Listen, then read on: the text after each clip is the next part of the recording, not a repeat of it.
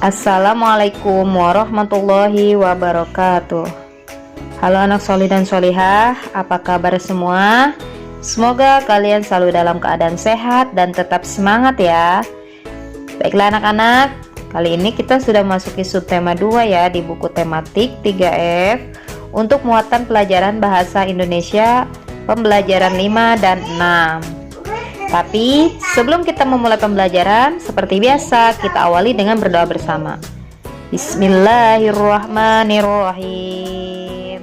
Nah, seperti yang sudah kita bahas pada hari kemarin, bahwasanya perubahan energi itu beraneka macam. Di pembelajaran 5 kali ini kita akan belajar berdiskusi kembali anak-anak. Kenapa sih Miss harus diskusi? Supaya kalian bisa menyelesaikan setiap permasalahan dalam peristiwa yang pernah kalian alami. Mari kita baca bersama di buku halaman 55 untuk tematiknya. Ya. Tony gemar membaca buku. Ia seringkali membaca buku sebelum tidur hingga ketiduran. Akibatnya, lampu kamar Tony ini tetap menyala ketika ia tidur. Begitu pula dengan kipas angin yang tetap menyala. Apa pendapatmu mengenai sikap Tony? Ayo diskusikan bersama temanmu. Nah, kalau misalkan di kelas kita bisa berdiskusi bersama-sama dengan teman ya. Tapi karena kita ada di rumah, jadi kita akan membahas secara bersama. Mari tetap disimak videonya supaya kalian lebih paham ya anak-anak. Apa akibatnya jika lampu kamar Tony dibiarkan menyala semalaman? Ternyata tidur dengan lampu yang menyala itu bisa menimbulkan masalah kesehatan ya. Melansir dari Sleep Foundation, paparan cahaya merangsang jalur saraf dari mata ke bagian otak yang mengontrol hormon, suhu tubuh, dan fungsi lain yang berperan untuk membuat kamu merasa mengantuk atau terjaga. Pertanyaan berikutnya, apa efek yang akan ditimbulkan jika kipas angin dibiarkan menyala semalaman? Jawabannya adalah jika kita menggunakan kipas angin semalaman, maka akan terpapar hembusan kipas angin saat tidur dapat menyerap cairan dalam tubuh. Kelembaban tubuh akan menurun hingga tubuh kekurangan cairan, bahkan dehidrasi. Ada kemungkinan pula tubuh akan terserang gejala hipotermia karena angin dari kipas angin menyebabkan berkurangnya suhu pada tubuh. Jadi, untuk menghindari itu semua dan tetap menjaga kondisi kesehatan tubuh kita, mari kita lakukan hal-hal yang baik seperti tidak menyalakan lampu saat tertidur ataupun kipas angin. Materi berikutnya masih membahas tentang energi. Kali ini kita akan belajar membaca kembali ya. Silakan dibuka bukunya halaman 56. Di sekolah Nina selalu diterapkan pola hidup hemat. Misalnya berhemat dalam menggunakan energi. Mari kita baca teks berikut ini. Kemudian kalian dapat menceritakan kembali dengan bahasa sendiri. Hemat energi di sekolah. Hidup hemat artinya tidak boros dan tidak berlebihan.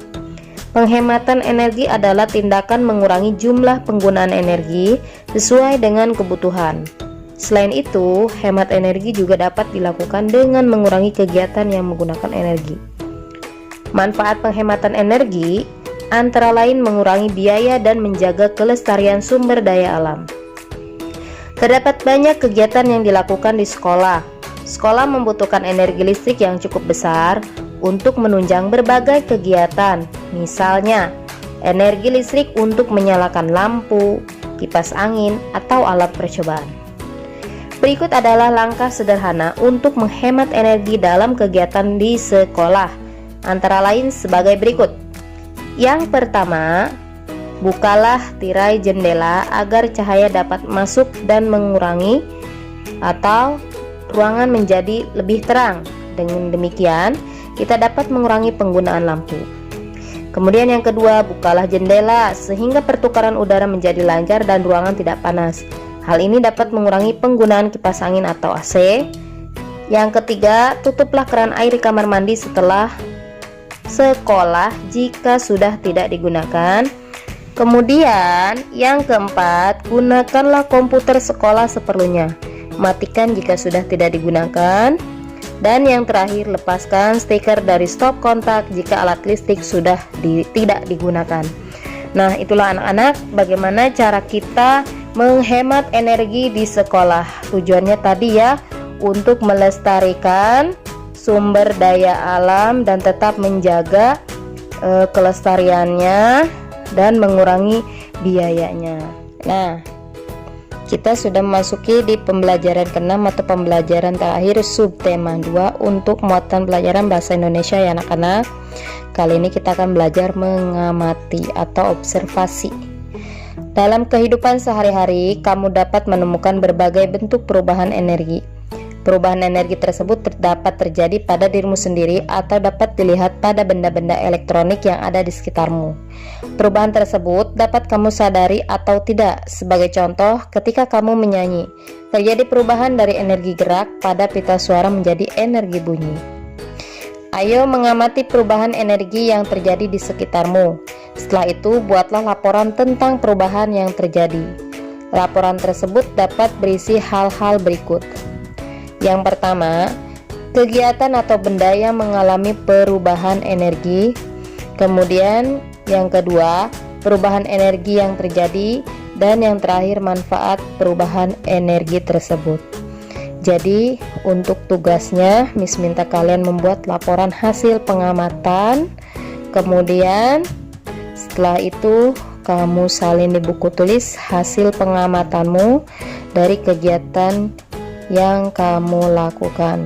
Semoga diberi kemudahan dan diberi kelancaran ya anak-anak. Tetap semangat meskipun belajarnya masih daring.